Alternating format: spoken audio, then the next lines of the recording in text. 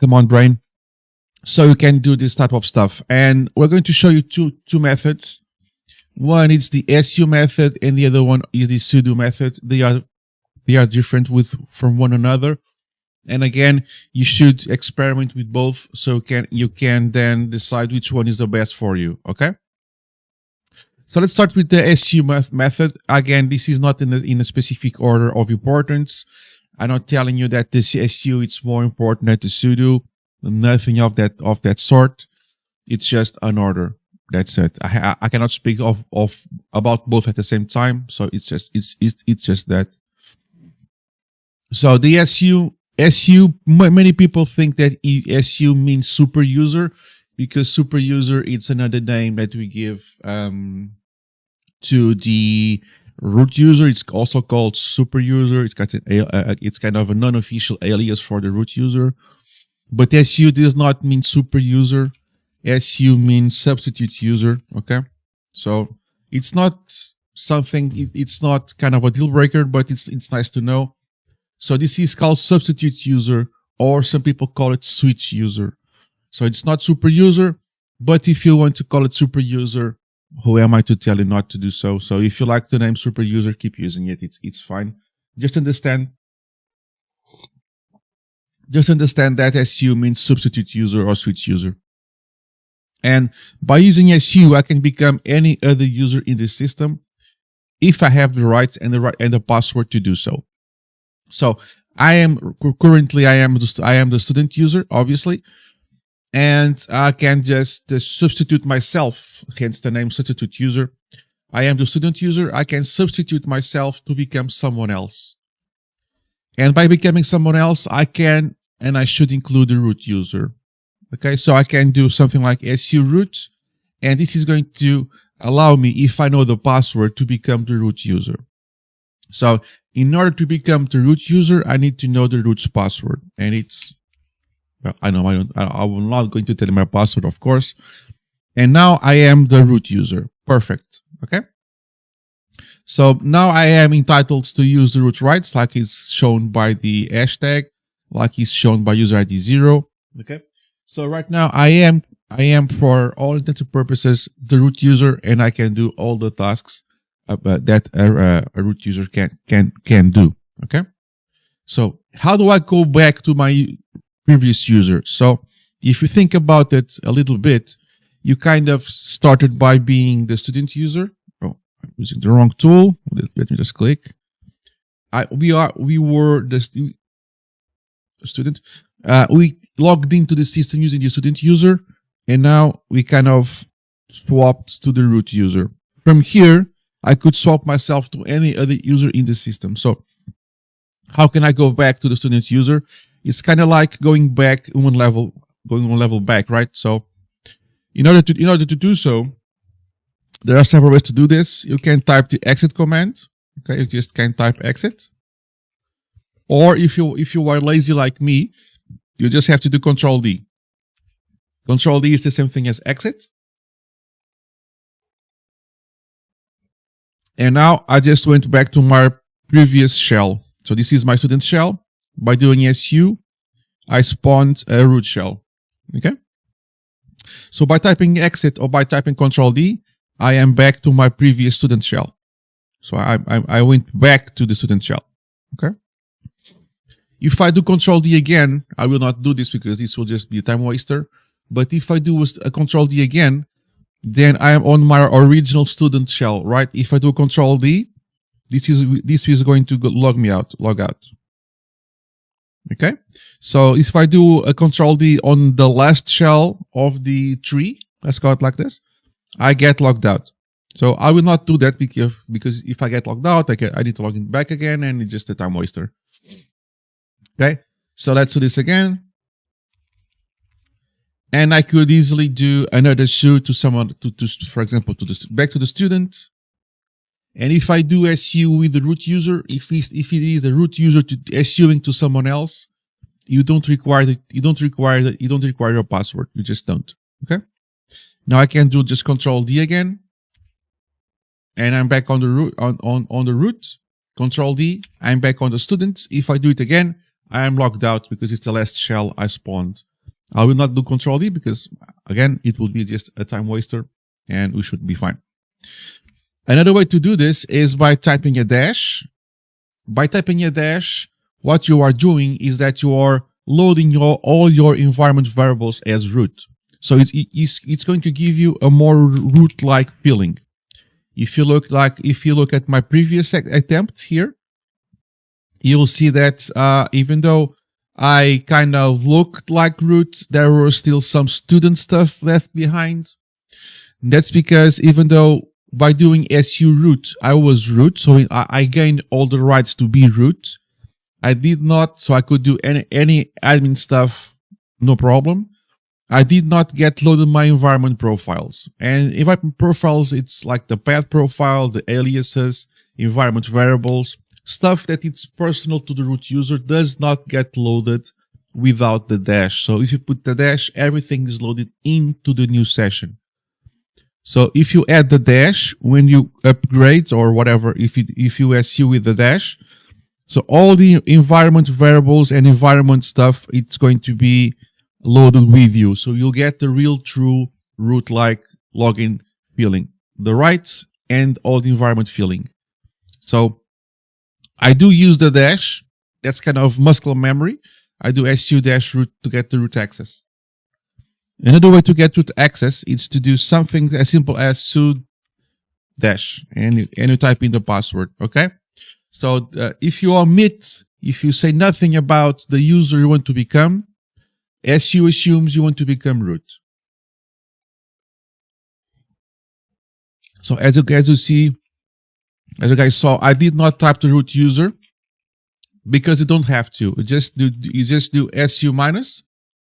Since you omitted which user you want to become, you are by default it's root. So it's a simple way to get root access. You just type this. But bear in mind that you can become any other user. I don't have any other users besides student or root for now, so I cannot become anyone else. But if I had, and I will have soon, we'll just do su minus user and become that user, and I will show that in a second. Okay, so that's one way to get root access. Another way to get root access or root-like access is by using the sudo command. You just type sudo and any command. For example, let's use something harmless like the ping or the IPA, maybe IPA. Since it is the first time I use the sudo command with the student user, it's giving you some warnings because this tool, it has to be used with respect and has to be used with care, because you can do lots of things that can be harmful because you have much power using the sudo.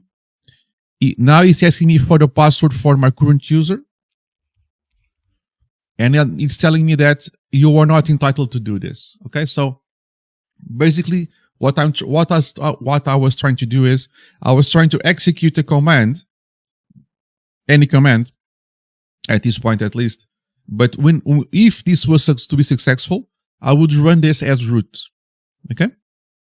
But since the student user is not authorized to run commands with sudo, he was not able to do so, and it was logged. So there is a system log that actually recorded this. It said, okay, the student user tried to run a command via sudo that was not authorized to do so. It was recorded so that the admin can come back and check if someone was trying to abuse the system in some way or form.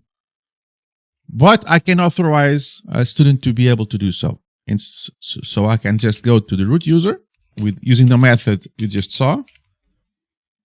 And then I can authorize student to use either all commands or a set of commands as root. Okay. So I can just type. Now you know how to use a text editor at this point. So I can just type this. Okay. I can just use a text editor to edit the sudoers file. I'm not going to go in much detail about this whole file. Okay, that's for some other training, not this one here. But I will go somewhere into the end of the file, somewhere on this section here, somewhere here, and you'll see some entries already added. So if you see a percentage mark and a name, this is a group. So all members of the group. Or you can single out someone. So I just get, I don't know. It doesn't really matter the position. I'm just going to add here. Let me just double check a detail. Yeah. So if you do, let's put it here. I don't care. Here, you see that it says warning changing a read-only file, which is okay, which is true. But since we are using the root user, we are fine. Just ignore for now. Now I'm going to say it's the student user. Okay. It's going to go along with all the examples that we have some examples here. So I'm going to say like the one before, and I will explain what this means in a second. Okay. So this basically is telling me that the student user can run all commands as root. Okay. I could specify a list of commands. So if I scroll down a little bit, you have some other examples. So here you can say that this is not applied. This is commented out with a hashtag, which means that since this is commented out with an hashtag here, okay, it means that it's not being applied. Okay, it's just it's there if you need it in the future, but it's not being used. So this means that if it was used, all members of the users group can run a set of commands. So I can give it a list. Can give it a list of commands to run. Okay, you can do that also, and you also have the option to add the no passability all. This option is going to allow you to it allows you to run command as root, but you don't have to type in any password. But in this case, I'm going to do something like this. I will not supply a list. I will allow all commands, and I will require the password to be typed in. Cool. Now I just need to save and quit. Go back to my student user and try again. So I will type the password for the student user, and now I'm able to run it successfully because I am now I am allowed to run commands via sudo. And there it is. Now to check the log, to see the previous failed attempt, I'll just go get root access or use sudo itself. Just pick your poison. Go to the var log directory. And I think you should check the secure log. Okay.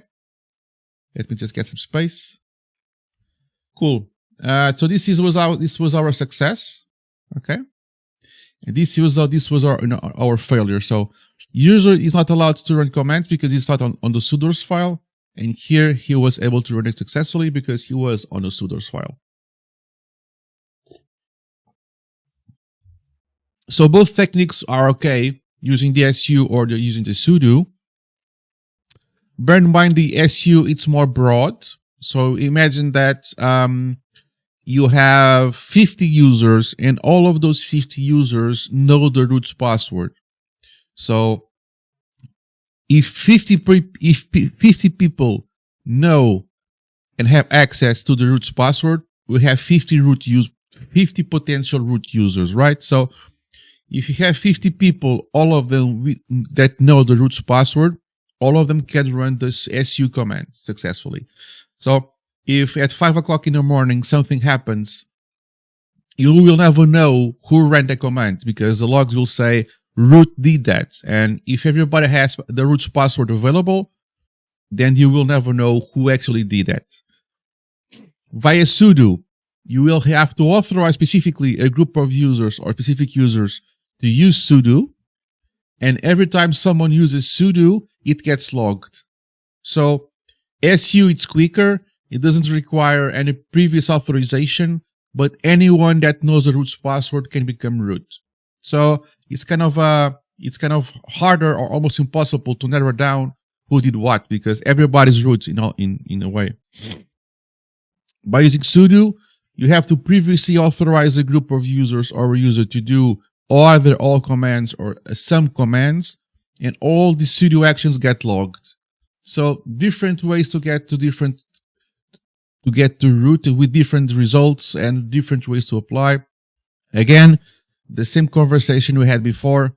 Experiment, try it out, see which one suits you. see which one is the better for of the situation.